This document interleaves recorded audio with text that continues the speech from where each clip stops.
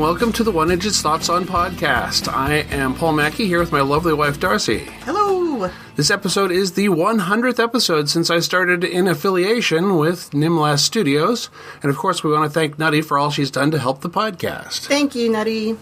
I intended to finish up and release the Season 2 premiere of The Rockford Files before this episode, but we decided we should record this close to when we watched it. So much like the actual airings, you're getting the first regular episode back-to-back after the pilot movie. So look for the Rockford episode in the coming week. We're here to look at Moonlighting, Season 1, Episode 2, Gunfight at the So-So Corral. Originally aired Tuesday, March 5th, 1985. While we didn't release this episode on the anniversary, we did in fact watch it together for the first time on March 5th. Yep, we sure did. So, March 5th, 1985, of note, at the 38th Annual BAFTA Awards, The Killing Fields took Best Picture, but instead of Roland Joffe, Best Director was Wim Wenders for Paris, Texas. Sometimes it's Wim Wenders. Do people say, is it pretentious to say Wim Wenders, or is it correct to say Wim Wenders? I have no freaking idea. I don't even know what you're saying. It's the director that did, Wings of Desire. Is that the old one? The one with, where they did it with Meg Ryan? And okay, Nick that Cage, was yes. disgusting. Okay. That was the one I was thinking of. I was like, I know Nick that's... Cage? Yes. What a creep. Sure. Okay. All right. I might not even keep that all in because it was a messy... It was a good tangent. Okay, it's a good tangent. We like a good tangent. In sports, Mike Bossy of the New York Islanders became the first NHL player to score 50 goals or more in 8 straight seasons. No, I wasn't watching hockey anymore because they already stole away my Colorado Rockies at that point. Yes, I suppose they had. I would offer movies and music charts, but the episode aired 2 days after the pilot movie, so I'd be repeating all the same info for the week. However, in the same spirit of cultural context, we can look at Moonlighting in its place on the primetime schedule when the show took up its Tuesday time slot for the season. Moonlighting was obviously a mid-season replacement series. On the fall schedule, primetime soap opera Paper Dolls, starring Morgan Fairchild and Lloyd Bridges, I totally don't remember that. ran 14 episodes and performed poorly in the ratings. The 14th and final episode aired Christmas Day. In January 1985, ABC moved Call to Glory, a period drama set in the 60s starring Craig T. Nelson, from Monday to Tuesday night, and the last regular broadcast of that series was aired February 12th, with one last episode inserted as filler in June, and the last 2 episodes remained unaired. Then, March 5th, 1985, Moonlighting took up the 10/9 Central time slot for a month and a week, as this was only 6 episodes long before the summer break. Tuesday nights on ABC at that time was, using my own experienced Central Time Zone, 7 p.m., the John Ritter follow-up to Three's Company, Three's a Crowd, in its only season. I do remember that just vaguely, because I remember thinking, oh, that ain't gonna make it. And I was like 13 and thinking that. 7:30 p.m., Who's the Boss in its first season, and at 8 p.m., the Aaron Spelling produced Magruder and Loud, a police procedural drama, which was also a mid-season replacement, in its truncated only season as well. I did like Who's the Boss, I'm not gonna lie. Definitely. Let's look at the Tuesday television competition at 9 p.m. on the other 2 networks. On CBS, it was the second half of the CBS Tuesday Night Movie, and on NBC, Remington Steele in its 3rd season of 5 at the top of its game. Now, my mom and I were really into that.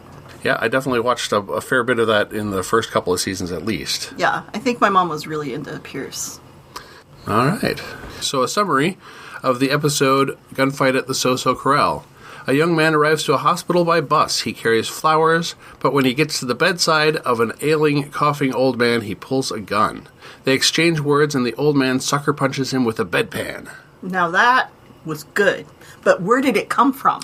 Under him, I assume, where bedpans normally go. I mean, that's the thing. Never having used a bedpan in my life. Do you are you laying on it with being all up in the air, or what? Yeah, I do not know. Okay. I guess we'll find out someday. I've seen those. I mean, I've seen the plastic urinal thing, which is completely separate than a bedpan. Yeah, but I've never had a bedpan situation. All right. Maybe they don't do it that way anymore. Perhaps not. They fight, and the old man gets the gun and chases the younger man through the very empty hospital. When cornered, the young man introduces himself as Fremmer. The old man says he knows that he's from up in Detroit. It's clear they're both in the killing business. The old man knocks him out and tosses him down a garbage chute and then picks up his IV stand and makes a getaway. Do you think he lived? The guy, Fremmer? Mm-hmm. Yeah, I think he lived in humiliation and disgrace. But maybe it was a seventh floor room. I don't know. Seriously, that could kill you. It could. What if you got stuck like midway and you busted your neck and you're just sitting there? Nobody finds you till the gremlins come looking for you. Yeah. I like that reference. Thank you. Maddie wakes, rushes to the office, and finds it very quiet for mid-morning. David says he happens to have a client appointment in 20 minutes, then rushes to the building next door and into a much larger detective agency, Regency Investigations, which apparently has offices in New York, Chicago, London, and Paris, along with L.A. Dave cons a secretary into letting him lead a client out of the building after also trying to get her to date him later on. The client he stole is the old man from the Open, who introduces himself as Farley Rye. Rye didn't seem to buy David's ruse, and David admits the scam, but it seems to endear him rather than enrage him. Back at Blue Moon, Rye tells them he's in L.A. for a short time and wants them to find his son Michael, but that he might be hard to find because he fears his son is up to something nefarious. Do you think that he was endeared, or do you just think that he knew it would be less money and he could get away with it? I mean, like, he really kind of smiled at him, like, I see where you're coming from. I get the con, and I respect a con. Oh, okay. I respect the hard grift of your con. I mean, it wasn't, like, wrong. I mean, yeah, people steal each other's customers every day. That's right. Nefarious. In the car later, Maddie lists all the resources they've tried but failed to get info from, and David pulls the car up next to the Anvil, a sketchy-looking bar in a bad part of town. Now, I didn't think it looked that bad.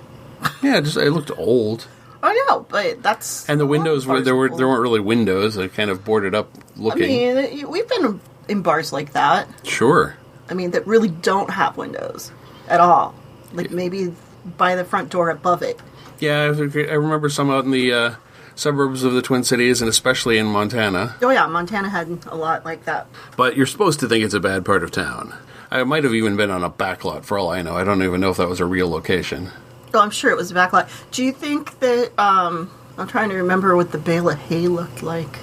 I do not recall the bale of hay really at all. I mean, I know it was really small. I mean, it was supposed to be a vintage-looking town on the outside, so it probably was... It was like 60s in there. Like, yeah, no, it was in there, but outside it was probably mocked up to be oldie-timey. I don't think it was. I think it was pretty basic. I do not recall. That's the Bale of Hay Saloon in Virginia City, Montana. No idea what the status is to this day. Probably still there. Probably. David tries to go in alone, but Maddie refuses this scenario, so David tries to get her to change up her look and attitude to maybe fit in. All that was pointless, though, as the bartender swiftly makes it clear neither of them are where they belong. Maddie drops Michael Rye's name, and the bartender's attitude shifts. He takes them back to the office and tells them they need to have all the details nailed down ahead of time. They need to know how much, name the target, what they want it to look like, and any additional info. They don't get it until the bartender spells out that Michael Rye is a contract killer, one of the best in the business. As they depart, David tells Maddie they need to be off this case. The next day, Maddie is to be meeting with Farley at the Carlisle restaurant, and David says he will drive her there, but she must tell him that they are off the case. Farley Rye is a talker, and he tells Maddie about his time in France during the occupation, fighting with the French resistance, and he charms her.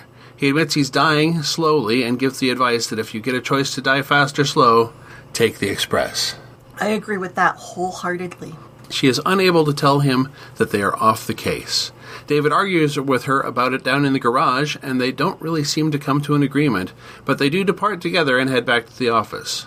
Waiting for them there is Michael Rye, who clearly has heard they were looking for him. After explaining they don't want anyone killed, Maddie gently breaks the news that his father is dying. But his father is actually dead, so now they have to figure out who Farley Rye really is. Maddie tries to con the restaurant into giving his credit card impression. A sound effect that certain generation afterward will be like, what did he just do? He's clearing his throat? What's up? You guys can't see the miming that's going on here as well. Yes, yeah. Indeed. I don't have one of those. I suppose I should. No, none of them have an imprint. Yeah, so many of them aren't even in relief any longer. Yeah, weird. credit cards are not in relief anymore. They used to be raised type. People under a certain age probably need this explained. Per snaps. This is for you, Patrick. Matty tries to con the restaurant into giving his credit card impression because he was a close family friend and she didn't want to have him pay. When the maitre d' asks his name, she gives up and pays the bill double to get it. Because, of course, she's trying to find out what his name is. I thought that was clever. I would have never thought to do it. Down in the parking garage, they read the slip. Franklin Tate is the name, and Rye recognizes him as the best contract killer in the business. Rye figures that means Tate thinks he's worth eliminating because he's that good. Matty has a hard time reconciling Tate's appearance and manner with the revelation that he is another killer. Rye tells them to arrange the meeting. At an abandoned salvage yard, Tate and Matty arrive. He gives her the $10,000 check and she says no thanks. He really is dying, he says. He could get lucky and prove that he's the best to try to keep all the young guys gunning for him at bay. And if he doesn't get lucky, he tells her, then he caught the express. David brings Rye to another part of the yard. The two men stand off and trade gunfire. Tate is wounded in the arm and drops his gun. Matty leads David back into the junkyard, saying they have to stop it. David enters the field of fire waving a handkerchief, but doesn't really stop anything. They continue to shoot directly past him. And this is really, I don't know, if either one of them is the best in the business, I guess probably a contract killer, you're usually depending on the target not knowing you're there. Because they definitely don't do very well at a shootout in open ground in broad daylight. Maybe they're just both very nervous. Oh, I'm sure that that's a nerve-wracking situation, trading gunfire with someone. I mean, I can't imagine, so. Indeed. Tate gets his gun back, and Rye ends up gut shot. He takes David hostage, but Tate gets the drop on him, and he's forced to drop his gun. Rye begs for his life. Tate says that he is dying, and he thinks back on fuzzy memories of life. He can still see the face of every man he's killed, and that is his hell. Tate says that while he has no son, he wants to give Rye the advice to walk away from it while he still can. And then he tells Matty to cash the check. I've got one favorite line that I picked out. If I get killed, I'm never speaking to you again. Is that a promise? That was very clever. I could probably include a DePesto rhyme in every episode, and David has a lot of other quips, but that's the one that I collected this time. I like that. I mean, definitely, there's if you hadn't guessed yet from 2 episodes in, the rhyming receptionist is a thing. I caught that. That is annoying in a way, though. Well, we'll see. It's a funny-voiced receptionist, just like Twin Peaks. Yeah, I suppose. It was a trope at the time, wasn't it? I suppose. The history of the show, that I'm going to do my best to tell this story, but please understand that I'm working from a bit of memory of bits and pieces when the show was on, and my memory of the Seagulls book that I have lost to time, but mostly my point of reference will be Scott Ryan's Moonlighting and Oral History from Fayetteville Mafia Press. I've obtained permission from the publisher. If you like my bumbling history segments, you should definitely get the book, as the story is all laid out for a reader from the primary sources themselves. The series began with Glenn Gordon Caron, writer, having an idea of a detective series. As he was writing the tale of a beautiful boss of a woman who made fortunes modeling and selling shampoo, he paused and realized that he was writing Sybil Shepherd. His agent agreed and somehow set up a meeting with her. Sybil Shepherd had dated Peter Bogdanovich for several years and had shared his love of classic Hollywood. She identified Moonlighting as a Hawksian comedy before Caron even knew about director Howard Hawks. They were worried that she was a movie star, and movie stars just didn't up and move to TV comedies, but they landed Sybil Shepherd because Caron's writing was fast, smart, and she could see what they were going for. I'll also note that this is the first episode with the full opening sequence. The pilot movie had elements of the theme in instrumental form and a title on the screen. Glenn Gordon Caron wrote the show thinking that Al Jarreau's After All would sound great with it, and even tempt in the song for one edit despite not having the rights. But the people in Jarreau's camp thought that the song was going to be big on its own and didn't want to allow it. But they did allow series composer Lee Holdridge to meet with Al Jarreau, and together they created the Moonlighting theme song as a brand new composition. I was not into the theme song, to be honest. All right. Also, the opening sequence in general, obviously stills from the pilot movie for the actors, but also other scenes from LA scenery, some of which will definitely be held in reserve for a slow week in Artifactoids. We don't get too many opening sequences for TV any longer. What did you think of this one? Oh, me? Yeah, of course. Opening sequences. Yeah, like the credit sequence, all of the visuals and the music together and all of it. I don't know. It's hokey to me, but... And again, I told you I didn't like the song, so yeah. You're probably asking the wrong gal. Otherwise, the other thing of note was the episode already marked the beginning of a trend that continued on through much of the show, script delays. The production was in full swing and shooting was in progress, and they would find they were waiting on pages for scenes on that day's schedule. That's got to be nerve-wracking, especially when you have to memorize lines. Yeah, no kidding. All right, who is? Of course, we see a baby-faced Tim Robbins early in the episode as Fremer, the contract killer. He was still a couple of years off of his big break in Bull Durham. Yep. He looked like him, for sure. Yes. The bartender at the Anvil was played by Tony Burton, a former boxer who also played the cornerman in 6 of the Rocky movies. I'm not real familiar with the Rocky movies. So I haven't seen any of them. I'll still get around to bios for the heavy hitters for the series itself, but this time I will look at Pat Corley as Franklin Tate, posing as Farley Rye. Darcy, when I said you'd definitely recognize one guest star and possibly a second, this was the second, and you definitely recognized Tim Robbins. Yeah. Pat Corley was primarily a character actor in single episodes here and there. Pat Corley was born in 1930. He served in Korea and met his wife in college afterwards. She was an actress. Ah. They moved to New York City, where he attended the American Theater Wing and studied under Uta Hagen. He and his wife toured in summer stock for several years, and eventually he was accepted as a member of the Actors Studio. God, who would want to travel in summer stock? Ew. He was in films like Bad News Bears and Breaking Training, Coming Home, and Against All Odds, and in dozens and dozens of television appearances. I found one drama where he was a series regular canceled after 8 episodes, and a sitcom where he was a regular that canceled after 13. He did land one sitcom role later in the 80s that stuck, and he played Phil the bartender in 182 episodes of Murphy Brown. I don't know if I ever really connected that this guy and Phil were the same guy. Yeah. And Pat Corley passed away in 2006. That's sad. Do you remember Phil the bartender? Just super vaguely. Yeah. All right. Darcy's Fashion Mall. Oh, God. It kind of felt like no matter what Maddie did, she couldn't have looked like she fit in the Anvil dive bar. Yeah, but I think that's on purpose, isn't it? I mean, for the production, that's what the purpose was. Right, Like, you know, he's doing something, but it's really not enough. I don't know. I didn't think that. I believe you mentioned a pantsuit or jumpsuit at some point later in the episode that you. Yeah, she was wearing a jumpsuit. Jumpsuit was a big deal in the 80s. Mm-hmm. It's been a kind of an on again, off again, love affair for women, especially. The first jumpsuit was actually used for jumping out of planes. Of course. By men, not women. Mm-hmm. Women did wear a version of it as fashion in the 30s.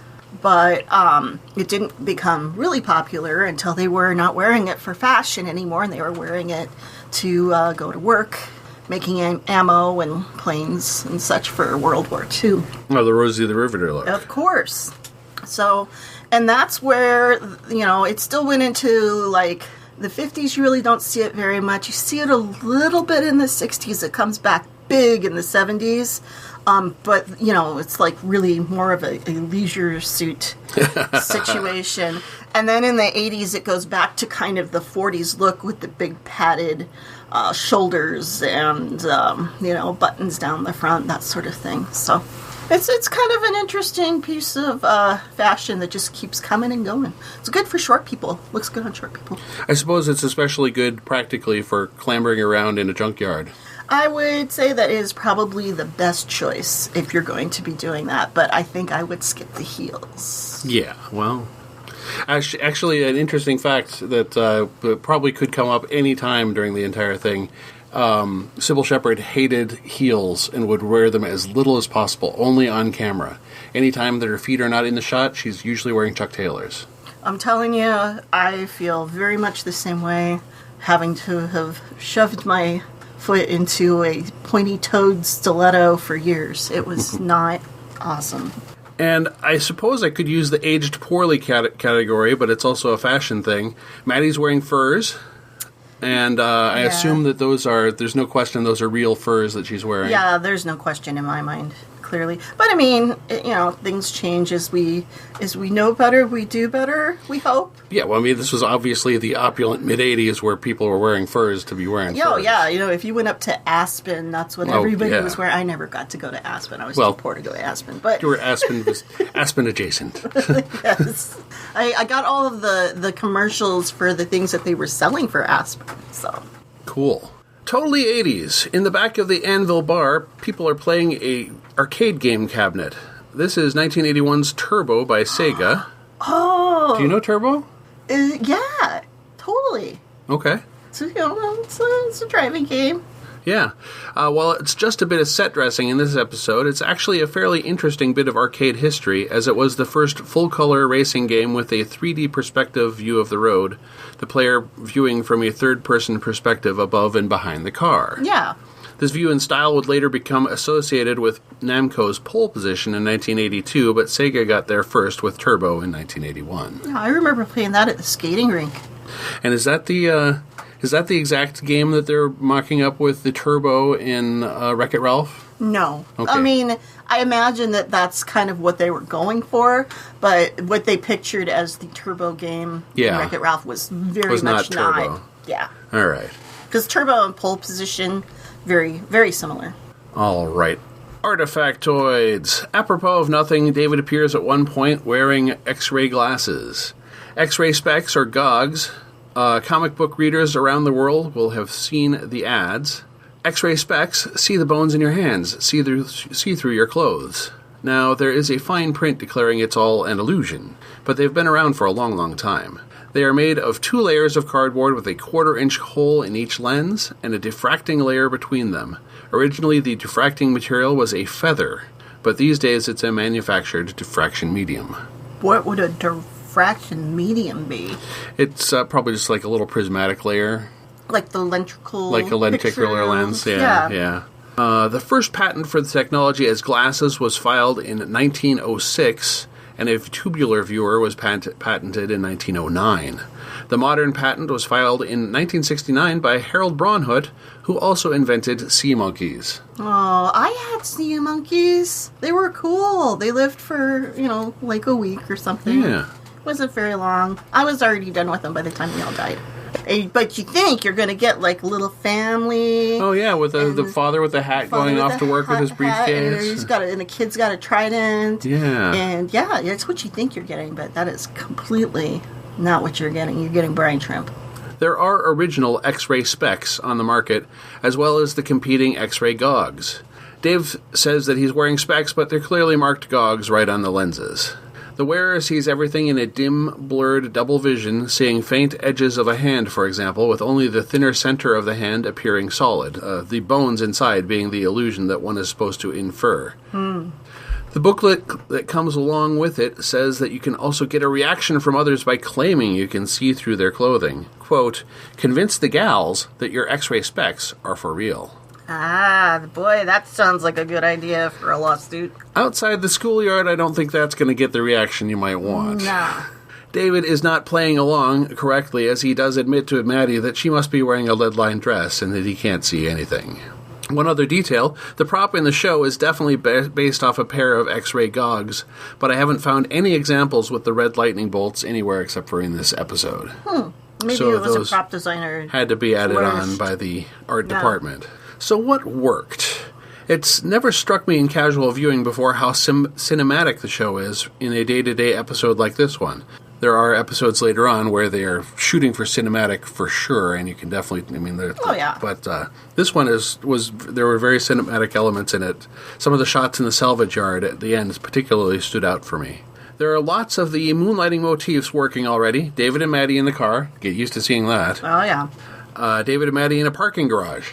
Definitely going to see that a lot. David singing. It's definitely part of his character, and spoiler alert, more singing will follow.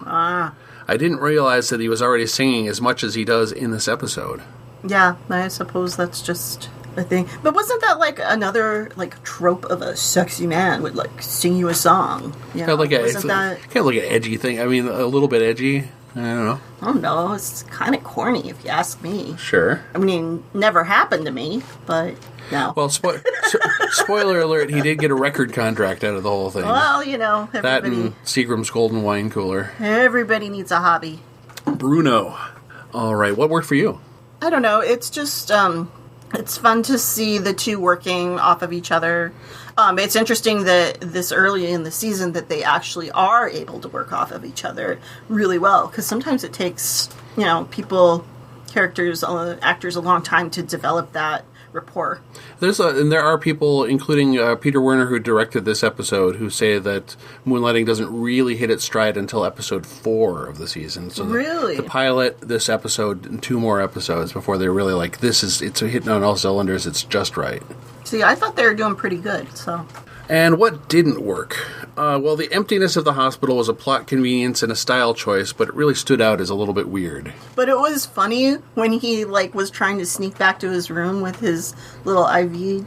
I think he was trying to sneak out of the building when he picked up the IV card. Oh, is that what that was? I thought he was trying to sneak back to his room. He probably was going back to get his clothes. Yeah, seriously, he wasn't going out of the hospital in that gown. No, and in any case, he was definitely implying there was someone to sneak around by, even though he was previously, running and hollering and everything. And when it comes down to it, Tate seems like he really intends to kill Rye from arriving in the junkyard all the way until his speech in the last 5 minutes. It was a great speech, but I didn't quite buy that it was absolutely the plan from the beginning when we get the misdirect up until the end, where he's like, no, actually, why I did this was to tell you to get out of the business, and I didn't mean to kill you at all. Yeah, I didn't buy it. Unless he really was trying to shoot poorly most of that time, and... Well, they were both shooting poorly. Maybe they both didn't want to do it. Perhaps. So next time is Moonlighting Season 1, Episode 3, Read the Mind, See the Movie. Happy hunting! Happy hunting! You've been listening to the One Idjit's Thoughts On podcast, produced by Paul Mackey in association with Nimlas Studios. Any short clips of audio from shows is included under fair use for commentary purposes, and copyright for that content remains with its original copyright holders. The theme song is Too Good by Jack Mangan and is used by his generous permission. One Idjit's Thoughts is produced under a Creative Commons Attribution, Non-Commercial, No Derivatives 4.0 International License. You can find more episodes of this podcast and many other fine podcasts at nimlas.org. You can contact me by emailing idjitcastpodcast@gmail.com or commenting on episodes at nimlas.org. Let's make our own memories.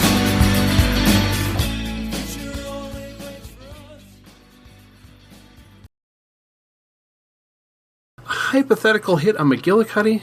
Let's not put out a hit on McGillicuddy.